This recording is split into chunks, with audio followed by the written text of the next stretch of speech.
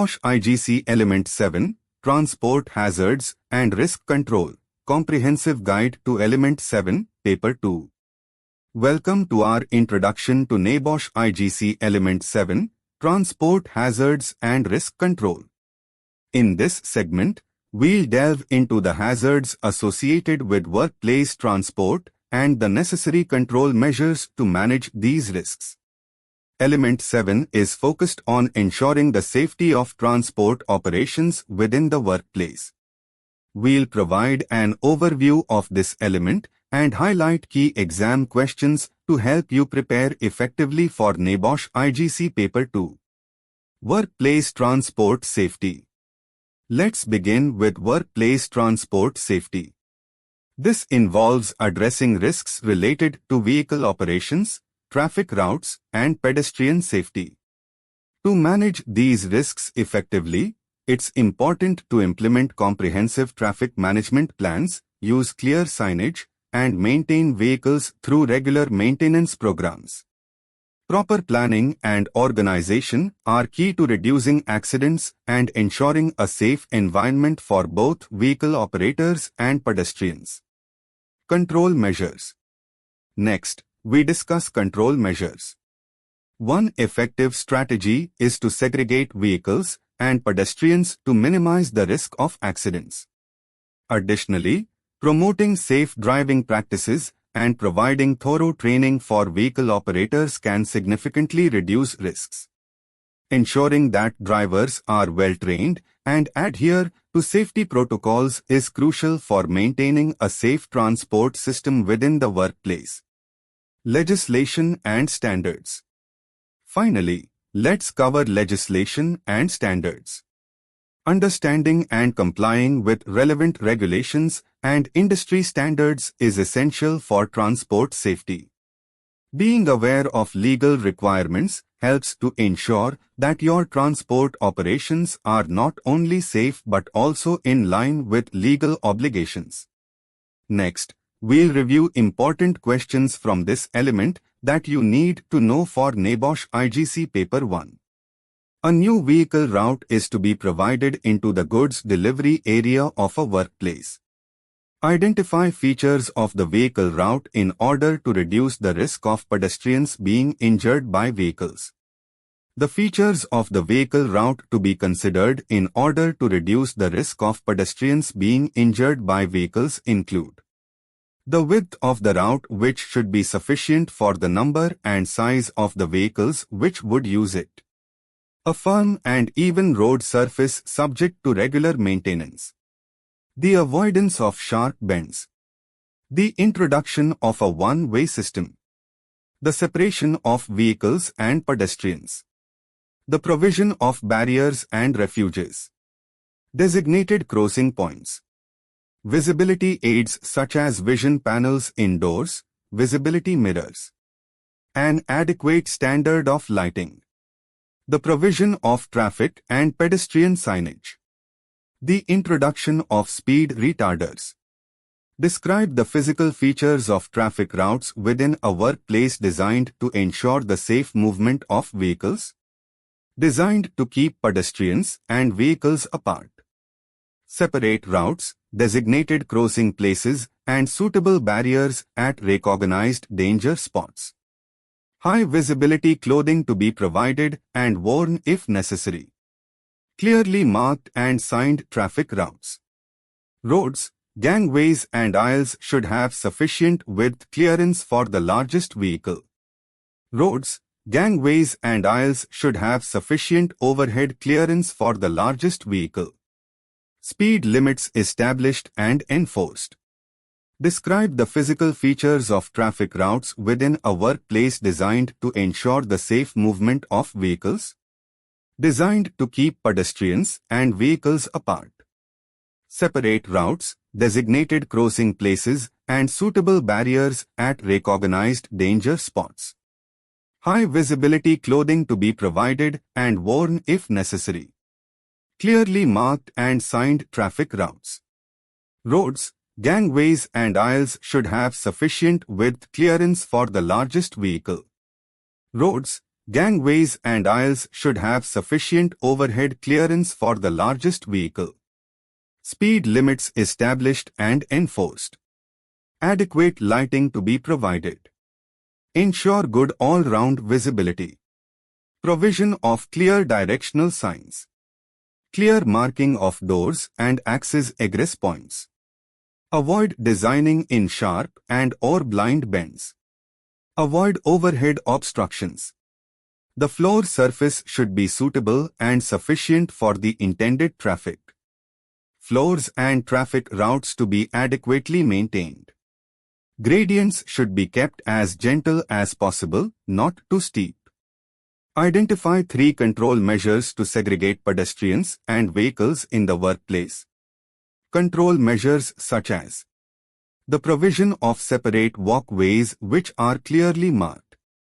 The provision of barriers and fencing. Site rules which are strictly enforced. The issue of instructions to drivers and the provision of instruction and training to pedestrians on the precautions that must be observed. Identify measures to reduce the risk to pedestrians when segregation is not practicable. When segregation is not possible, measures to reduce the risk to pedestrians include the provision of designated safe crossing points and refuges. Fitting vehicles with audible or visual alarms, for example to give warning of a reversing operation. The use of a banksman to ensure safe vehicle movement in areas where pedestrians are likely to be present. Ensuring a good standard of visibility by the provision of mirrors, transparent doors and CCTV. The introduction of a speed restriction on vehicles. The use of trained and authorized drivers particularly for forklift trucks. The provision and use of high-visibility personal protective equipment and the provision of a good standard of lighting which avoids the possibility of glare. Outline the factors that may increase the risk of injury to pedestrians who need to walk through a warehouse. The condition of the floor road surface, slippery, holes, potholes, uneven, etc. Not having designated walkways. Not having a protected walkway, fencing, barrier, etc. Contamination of the walking surface from spillages and leaks, etc. Accumulation of debris, stacking of items, etc. that cause obstructions to a walkway. The task that may be being completed, manual handling, carrying. The availability of adequate space to undertake the expected task. The environment lighting levels, noise that may disguise traffic activity. Footwear being worn may not be suitable and/or sufficient. Person factors such as being unaware of the dangers, fooling around, taking shortcuts, etc. The lack of warning and/or reminder signage. Identify control measures that could be implemented to reduce the risks to pedestrians in areas where vehicles are maneuvering. Control measures to be considered include the management of traffic movement such as the introduction of one-way systems. The designation of specific traffic routes which should be clearly marked. Segregation of pedestrians from transport with demarcation of walkways and the provision of barriers and refuges. Introducing safe systems of work for loading, unloading and stacking using banksmen when necessary. Maintaining good visibility by means of mirrors, transparent doors, and the provision of lighting. The enforcement of site rules covering speed restrictions and limited areas of access for vehicles. The fitting of visual and audible alarm devices to vehicles. Ensuring that workers wore high visibility clothing. Ensuring that floors were regularly cleaned and kept free from spillages. Ensuring that workers were fully trained in the precautionary measures that should be taken and that an effective level of supervision was in place to ensure the controls were followed. Identify 4 ways in which people can be injured by vehicles in the workplace. The most obvious way in which people may be injured by vehicles in a workplace is being struck and knocked down while the vehicle is in motion, by something falling from a vehicle, being crushed between a vehicle and a fixed object, being injured if two vehicles collide, being trapped if a vehicle overturns, falling from a vehicle whilst it is in motion, and being burned by the spillage of hot components such as oil or acid from battery-operated vehicles. Give ways in which a vehicle driver who has not received adequate training may put the safety of other employees in the workplace at risk. There are a number of ways in which a driver who has not been properly trained might put the safety of persons in a workplace at risk. These include unauthorized or incorrect use of a vehicle, operating in a restricted zone, exceeding the speed limit, overloading a vehicle, loading a forklift truck incorrectly, parking in unauthorized areas, taking refreshment, smoking or using a mobile phone whilst at the wheel, leaving the ignition key in an unattended vehicle, carrying out a reversing operation incorrectly, carrying unauthorized passengers, an inability through incompetence to carry out routine checks of the vehicle, and a failure to report defects. Identify issues that should be included in a training program for vehicle drivers in order to reduce the risk of accidents to themselves and other employees. The issues that should be included in training program for vehicle drivers in order to reduce the risk of accidents to themselves and other employees. Operation of the vehicle's controls and ways to maneuver it safely both forward and in reverse. Information on the internal traffic routes and site rules including speed limits together with the signage and markings used. The specific workplace hazards such as restricted areas and the presence of hazardous materials. Parking restrictions in force and the method of parking the vehicle safely. The requirements for giving right of way to pedestrians and other vehicles. Information on the safe working load of the vehicle and how to secure loads and stack them safely when unloading. Securing the vehicle after use and the procedures for key management. The precautions to be taken when refueling the vehicle. The need to carry out pre-operational checks of the vehicle and the procedures for the reporting of defects and unsafe conditions. Health issues such as physical fitness and eyesight, and the employee's legal duties as contained in national local legislation. Following the introduction of forklift trucks into a workplace, several collisions have occurred. Give reasons why the physical layout of the workplace may have contributed to the collisions. There are several reasons which may have contributed to the collisions. These include a failure to designate traffic routes with suitable road markings. The routes provided were of insufficient width with no passing bays. Little room allowed for parking. Speed restrictions might not have been imposed.